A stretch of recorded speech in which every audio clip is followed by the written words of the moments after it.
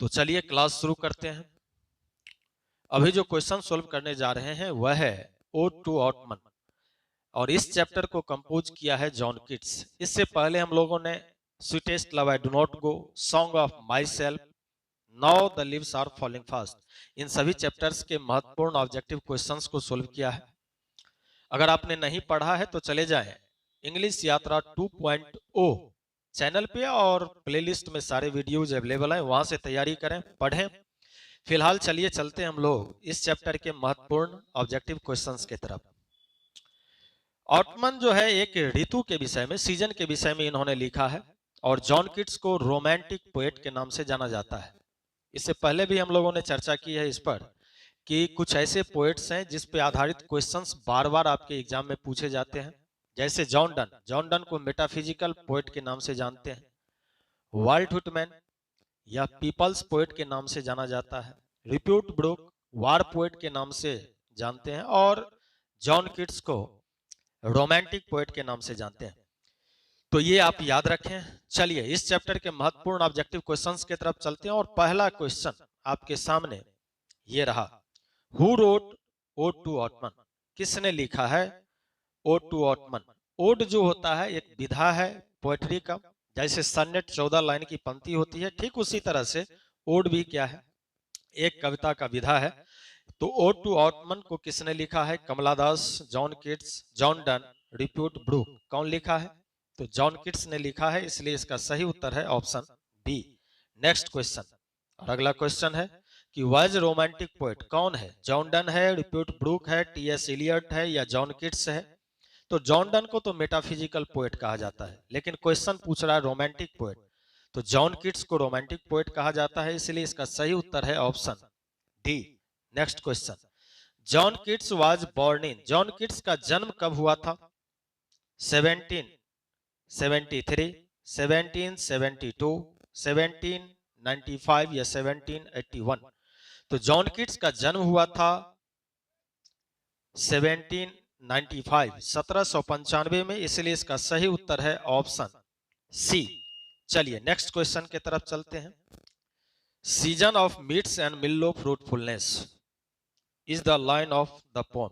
Season of mists and mellow fruitfulness, यह जो ऋतु है वह धुंध और कोहराओं का ऋतु है, फलों की प्रचुरताओं का ऋतु है। यह जो पंक्ति है, यह पंक्ति कहां से लिया गया है, सॉन्ग ऑफ माई सेल्फ से, sweetest love I do not go से, ओड टू ऑटमन से या now the leaves are falling fast से।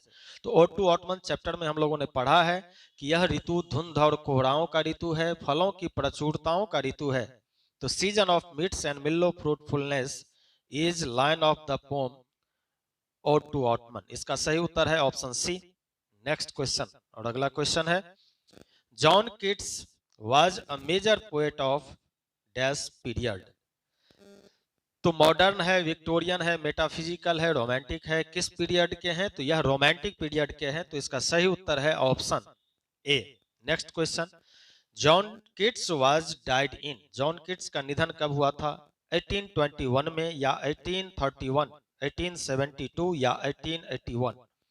तो इनका निधन हुआ था 1821, 1821 में, सही उत्तर इसका option A. Next question, John kits is known for, John Keats जाना जाता है किस चीजों के लिए जाना जाता है, सॉन्ग एंड सनेट्स के लिए या ओड्स के लिए, सरमॉन्स के लिए, सटायर्स एंड एलजीज के लिए, किसके लिए जाना जाता है, तो यह ओड विधा में पोएट्री कंपोज करते थे, इसलिए यह ओड्स के लिए जाना जाता है, तो इसका सही उत्तर है option B. Next question, who has not seen thee often amid store is composed by, यह जो पंक्ति है यह किस पोम का है, और यह नहीं, इसमें पूछ रहा है कि किसने लिखा है, तो यह पंक्ति ओड टू ऑटमन का है और ओड टू ऑटमन को लिखने वाले कौन है, तो जॉन किट्स हैं, तो इसका सही उत्तर है ऑप्शन बी, जॉन किट्स। चलिए नेक्स्ट क्वेश्चन की तरफ चलते हैं और अगला क्वेश्चन है,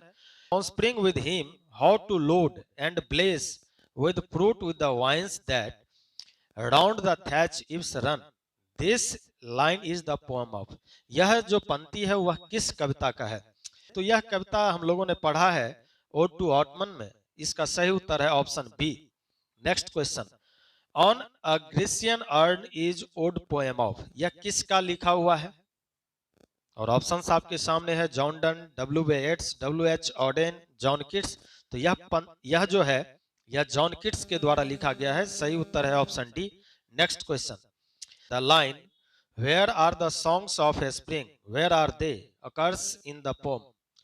यह जो पंक्ति है हम लोगों ने पढ़ा है कि कवि ने ओटू ऑटमन को कंपेयर किया है स्प्रिंग के साथ, और स्प्रिंग को भी, बसंत ऋतु को भी बहुत ही खूबसूरत ऋतु उन्होंने माना है। तो यह पंक्ति जो है ओटू ऑटमन का है। सही उत्तर है option A. Next question, John Keats died at the age of, कितने वर्ष की अवस्था में इनका निधन हो जाता है? तो यह बहुत कम उम्र में ही इनकी निधन हो जाती है और वह एज होता है 26 वर्ष। सही उत्तर इसका ऑप्शन बी है।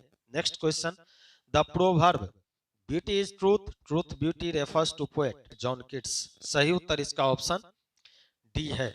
चलिए, इसके अतिरिक्त आपको स्क्रीन पे कुछ पॉइंट्स इंडिकेट किए गए हैं, इसे भी याद रखना है।